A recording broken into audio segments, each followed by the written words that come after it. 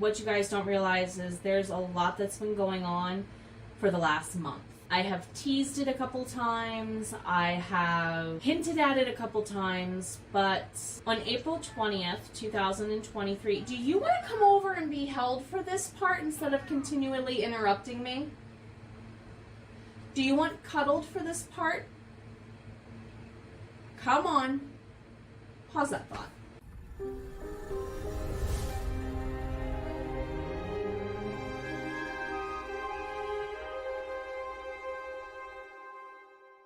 So, where were we? Oh yes, April 20th, 2023. Well, I worked a full day and got pulled into the principal's office, basically, right after the end of my last class. We were notified that several teachers were being let go due to budget cuts. Did I see it coming? Not gonna lie. Yeah, I saw it coming all the way back in August when I found out I was predominantly the main ELA only teacher at my school. I stayed as long as possible, but my position was cut due to lack of funding. So I have not been jobless entirely. I found a temporary position that I've been working in the meantime until whatever may be becomes whatever will be. So, I have a lot of decisions to make between now and the next couple of months because it is teacher hiring season. And I do have a couple of options, hello Miss Mill, ahead of me. I wanted to thoroughly investigate them, and the more I thought about this on my own, the more I realized this information might actually benefit some people, because I know some people who follow my channel are also educators. So here's 5 things I don't, oh hi Mill, miss about being in a physical building. Number 1, locker clean out and the experiments that teenagers, my former friends, and their reincarnations as my students included, would grow in said lockers. You can sometimes smell it, sometimes you can't, because the kids will purposefully super glue the cracks and vents closed. I kid you not. I taught farm kids in West Virginia for the first 5 years as a public school teacher in a building. They have access to all kinds of epoxy resin whatnots and duct tape and chicken wire mesh. That's all you need to make a proper seal on a locker vent, and then, you know, put an open, modified, slimmer rain barrel that you purposefully cut and put in your locker. This is not a joke, this is true. And then you dump all your lunch remnants in it and then seal it and walk away and see what happens to the compost. I kid you not. I had some kids and a couple of my former students who may be watching this are probably going, yep, I know exactly who that is. I've had former students literally grow compost in their lockers. That happened. Another side story, I've literally taught at a high school where on the way to school, one of my seniors ran over some already there roadkill of a skunk and said, hey, those skunk glands are still intact. So the kid decided to take the plastic baggy trash that they had in their car, pick up the skunk glands, and then planted them in the school's air ducts. I kid you not, that was their senior prank that year. Well, they didn't do it to me, they did it to the other English teacher they had, because they were taking me for 11th grade to catch up, and then their 12th grade credit. So the teacher they didn't like got skunked. I was the liked teacher, obviously, of that scenario. So, yeah, I don't miss those smells, is what I'm telling you. That was a pretty bad day at school. Number 2, cleaning the underside of the desk, and I'm talking about mine and the kids, because yeah, teacher desks, we don't get them brand new no more than you kids get the school desks brand new. We still have to clean out crud and Lord knows what. I've literally found tobacco, like chewing tobacco stains in teacher dressers. I have found so many questionable stains inside the drawers of teacher desks. Sorry, gross, disgusting. Yeah, I don't miss having to clean those a couple of times a year. Student desks and like the hard, frequent contact surfaces of desks. Janitorial staff does not have the time to go through and clean those things. So, and some of my former students watching this are going to giggle. My creative writing kids, or my last period of the day kids, were always the ones who had the pleasure of going around and helping me clean, like, you know, they do in schools in parts of Asia and other parts of the world, right? That was, if you guys could do anything to save my sanity at the end of a school day, this is it, because I'm an asthmatic with a lot of allergies and sinus issues. So you are literally potentially saving me from taking PTO for getting strep or something. Thank you. I don't think my students realize that literally their stronger immune systems were at play there, not me not wanting to do the cleaning, if that makes sense. So, of course, just as with the beginning of the year, I loathe end of the year paperwork. At the beginning of the school year, you have all those forms, you got to make sure they're signed. Even the seniors have to make sure they have their signatures all taken care of. Even if they're over 18, in some districts and states, mom and dad still have to have a say if they're living at home with mom and dad. Even if they're 18, they can't just sign all their forms because they're enrolled in school, even though they're not a minor. Can't you tell I taught mostly seniors for my career so far? But I will say this, I am glad I am in no way, in part, have ever had to handle scheduling beyond handing out the papers, signing off, yes, you can be in honors, or yes, you can be my student aide. I'll get to student aides here in a minute on the positive of what I do miss. Or yes, you could even, in my case, be in my creative writing courses. At the first high school where I taught, they have a tack-on certificate for creative writing that if students took, I think it's 3 out of the 4 years of their electives for graduating to be just a creative writing elective every single year, they could retake that course and get a, hey, akin to like a kid might take, say, graphic design courses and get a, this kid has a certificate stating they've completed X number of classroom hours doing this thing. So I think it's that kind of tack-on certification, just noting that this student specialized a little bit.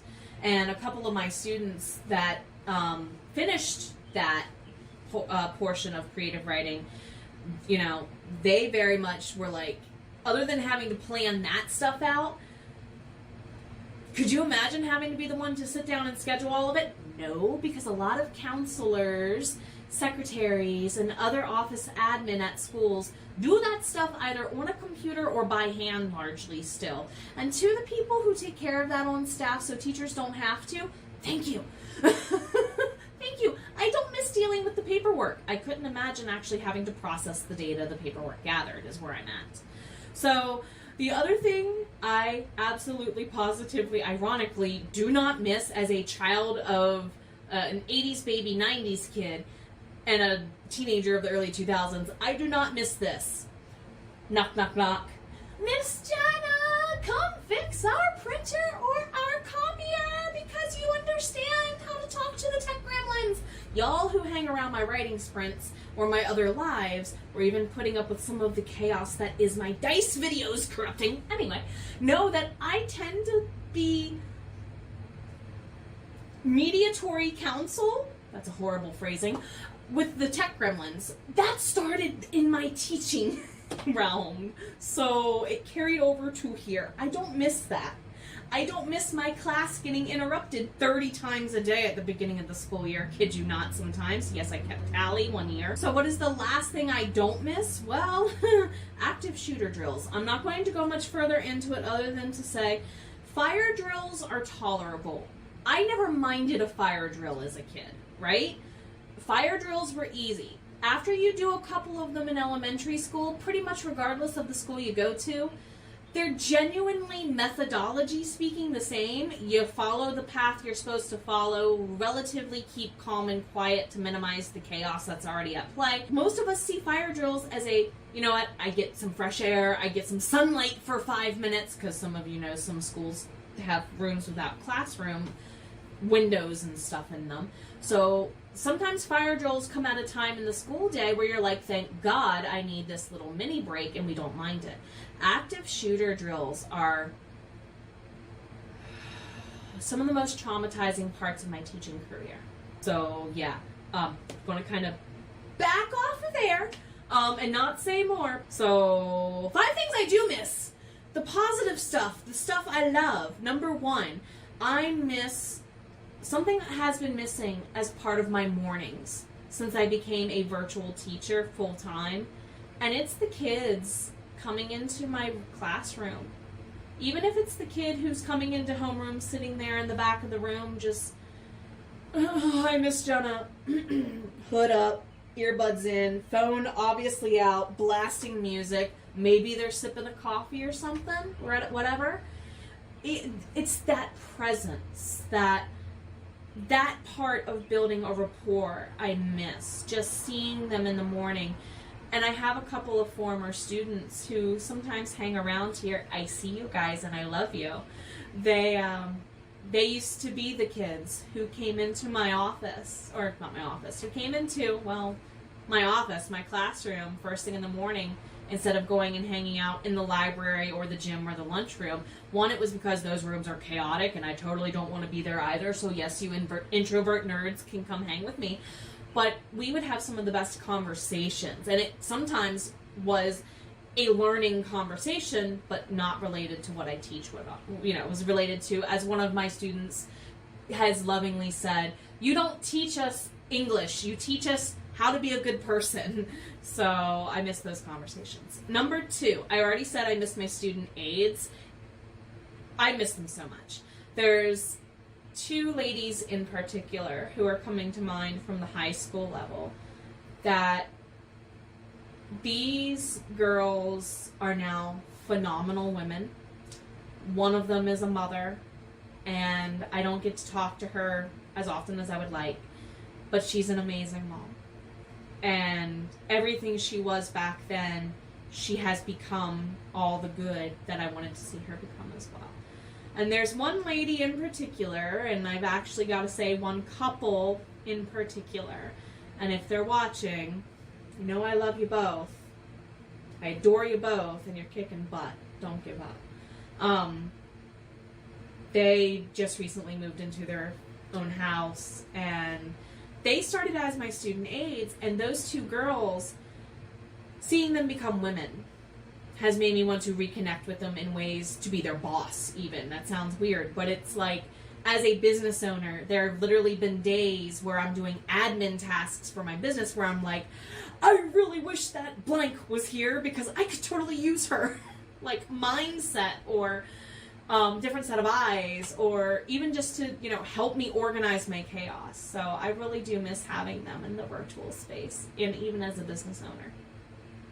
So I definitely, even though I have, my phone is full, completely full of as many ebooks and TBR items as any author that I know, because, we beta read for each other, we buy each other's stuff, plus outside of that, we have our own likes, right?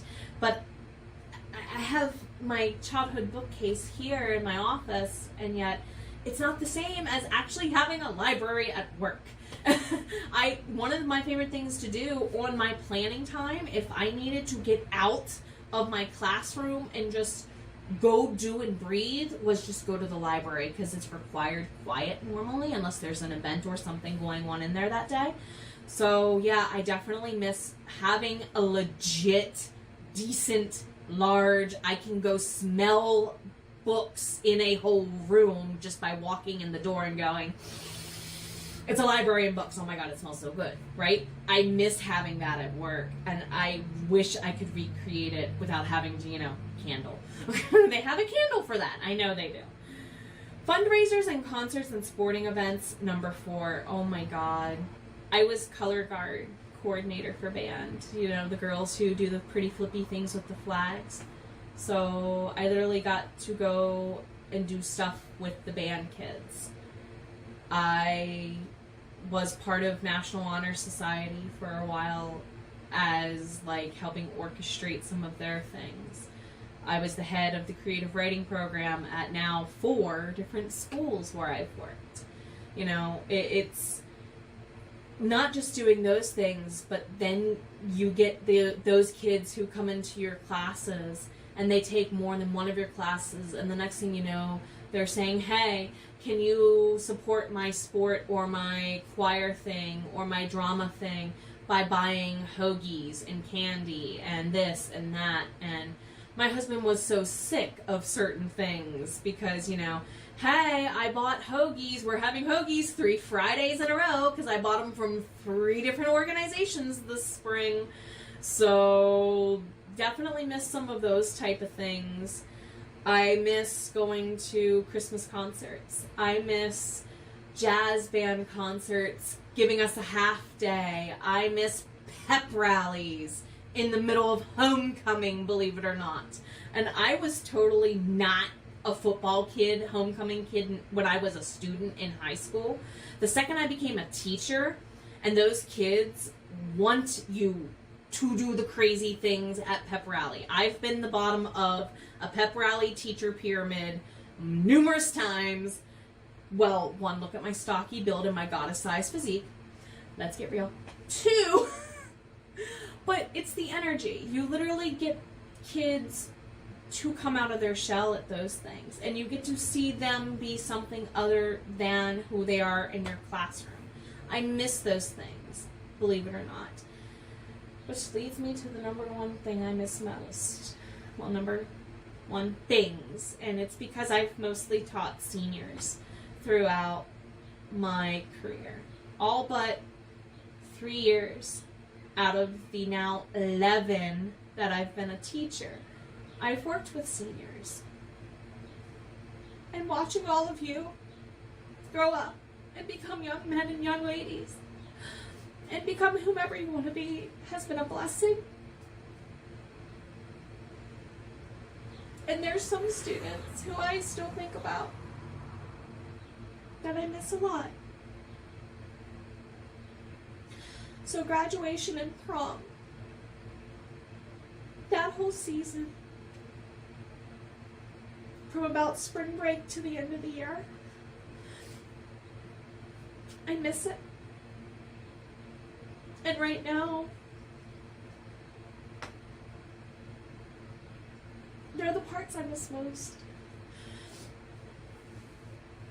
But the state of K-12 in the United States is not safe. I am not physically fit enough to go back into a building, is my fear. I have literally been told by police officers who were heading up and former military who now run active shooter drill trainings for teachers. They said if you are obese or morbidly obese, meaning 30 to 50 pounds or more overweight, you're basically a walking meat shield for your students. That was said to me for the last time in 2020. And I just don't know, really truly, to be honest, I think I just need to admit